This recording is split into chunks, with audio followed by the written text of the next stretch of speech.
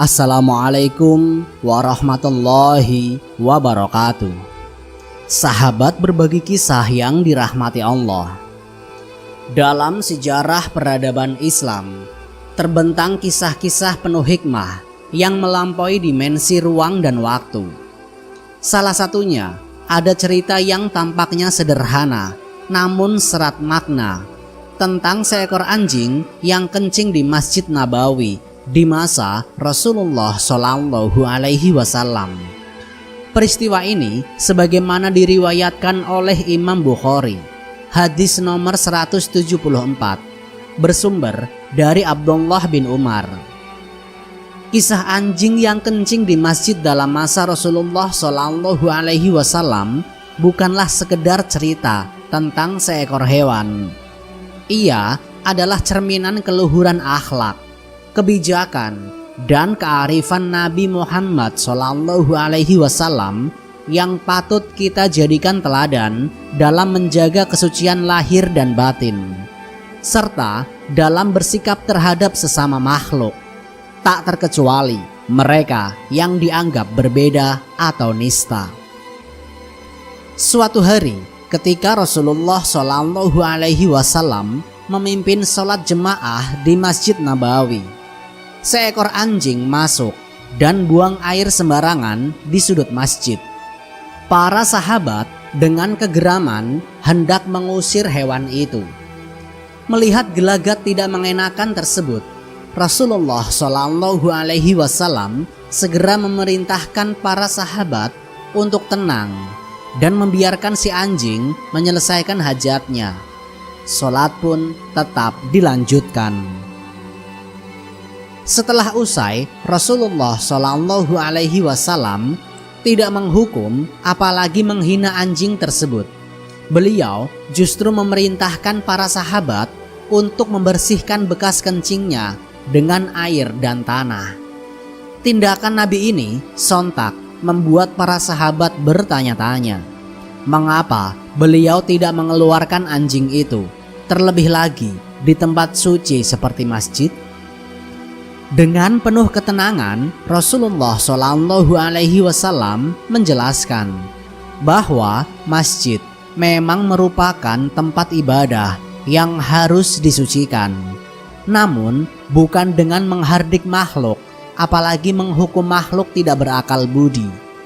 Rasulullah Shallallahu Alaihi Wasallam bersabda, telah berkata, dahulu anjing-anjing kencing, mencium, dan berbalik di dalam masjid pada masa Rasulullah Shallallahu Alaihi Wasallam.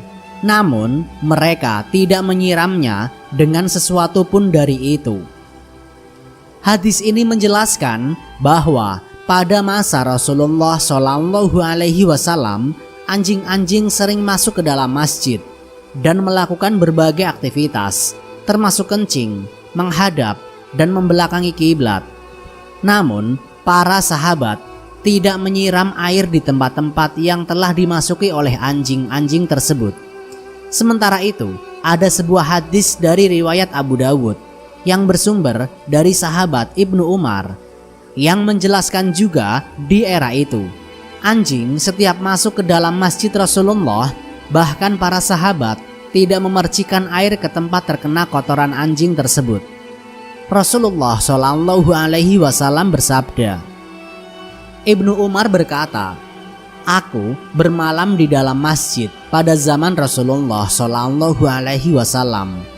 Aku masih muda dan belum menikah. Anjing-anjing akan buang air kecil, berkumpul dan berputar-putar di dalam masjid. Namun mereka tidak menyiramkan air ke atasnya. Terkait hadis tersebut, Muhammad Syamsul Al-Haq Abadi dalam kitab Aunul Ma'bud jilid 2 halaman 34 mengatakan, hal ini menunjukkan bahwa tanah yang terkena najis lalu kering karena terkena sinar matahari atau udara, sehingga tidak ada bekasnya, maka tanah tersebut menjadi suci. Pendapat ini didukung oleh pendapat Al-Khattabi yang menjelaskan bahwa anjing pernah buang air kecil, menghadap, dan membelakangi di masjid secara sekilas. Hal ini menunjukkan bahwa anjing hanya masuk dan keluar masjid pada waktu-waktu tertentu, dan masjid tidak memiliki pintu yang menghalangi anjing untuk masuk. Oleh karena itu, najis anjing yang terkena tanah tersebut tidak sempat mengering, sehingga Rasulullah Shallallahu Alaihi Wasallam memerintahkan untuk menutupinya dengan tanah agar tidak terlihat. Hadis ini menunjukkan bahwa tanah yang terkena najis kemudian mengering karena sinar matahari atau udara, sehingga bekas najisnya hilang, maka tanah tersebut menjadi suci. Hal ini karena tidak adanya bekas percikan air, menunjukkan bahwa tanah tersebut telah kering dan suci. Imam Al-Khattabi berkata dalam kitab Ma'alim As-Sunan, anjing pernah kencing, menghadap, dan membelakangi masjid secara sesekali. Hal ini karena tidak boleh membiarkan anjing memasuki masjid hingga menguasainya dan kencing di dalamnya. Kencing anjing di masjid hanya terjadi pada waktu-waktu tertentu, dan masjid tidak memiliki pintu yang menghalangi anjing untuk menyeberanginya. Lebih dari itu, kisah anjing yang kencing di masjid pada masa Rasulullah Shallallahu Alaihi Wasallam bukanlah sekedar cerita tentang seekor hewan. Ini adalah cerminan keluhuran akhlak, kebijakan, dan kearifan Rasulullah Shallallahu Alaihi Wasallam yang patut kita jadikan teladan dalam menjaga kesucian lahir dan batin, serta dalam bersikap terhadap sesama makhluk, tak terkecuali mereka yang dianggap berbeda atau nista. Selanjutnya, dalam kisah lain juga diceritakan, Rasulullah Shallallahu Alaihi Wasallam bersama para sahabatnya sedang berada di dalam Masjid Nabawi. Tiba-tiba seorang Arab Badui masuk ke masjid dan kencing di salah satu sudutnya. Para sahabat Nabi menjadi marah karena perbuatan Arab Badui itu dianggap sebagai penghinaan terhadap masjid. Para sahabat hendak memarahi dan mencegah Arab Badui itu kencing. Namun Rasulullah Shallallahu Alaihi Wasallam melarang mereka. Rasulullah mengetahui bahwa Arab Badui itu berasal dari daerah pedesaan yang belum terbiasa dengan tata krama di masjid. Oleh karena itu, Rasulullah Shallallahu Alaihi Wasallam memaafkan perbuatan Arab Badui itu dan menyuruhnya untuk melanjutkan kencingnya. Dari Anas bin Malik, ia berkata, seseorang Arab Badui memasuki masjid, lalu ia kencing di dalamnya. Maka para muslim datang untuk membunuhnya. Nabi Shallallahu Alaihi Wasallam bersabda, biarkan dia, karena ia tidak mengetahui. Kemudian beliau memanggilnya dan berkata kepadanya, ini adalah masjid Allah dan tidak halal untuk kencing di dalamnya. Jika engkau terdesak, maka kencinglah di sudut yang tersembunyi. Maka ia kencing di sudut yang tersembunyi. Hadis riwayat Bukhari dan Muslim. Kisah ini juga mengajarkan toleransi dan kasih sayang Rasulullah. Rasulullah Shallallahu Alaihi Wasallam menunjukkan sikap toleransi dan kasih sayang kepada orang Arab Badui yang tidak mengetahui ajaran Islam.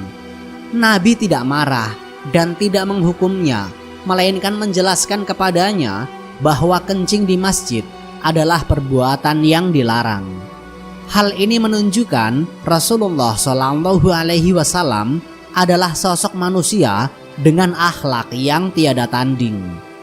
Safiur Rahman Mubarakfuri dalam bukunya Ar-Rahiq Al-Maktum menggambarkan Nabi adalah cermin teladan bagi umat Islam sepanjang masa.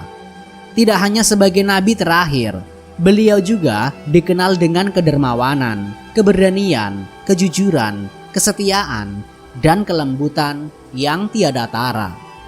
Wallahu a'lam bishawab.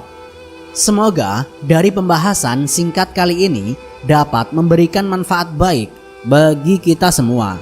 Jika kalian suka dengan channel ini, silahkan klik tombol subscribe untuk mendukung berbagi kisah sebagai salah satu channel yang memberikan informasi kisah-kisah Nabi dan sejarah Islam yang dapat kita teladani sebagai umat muslim.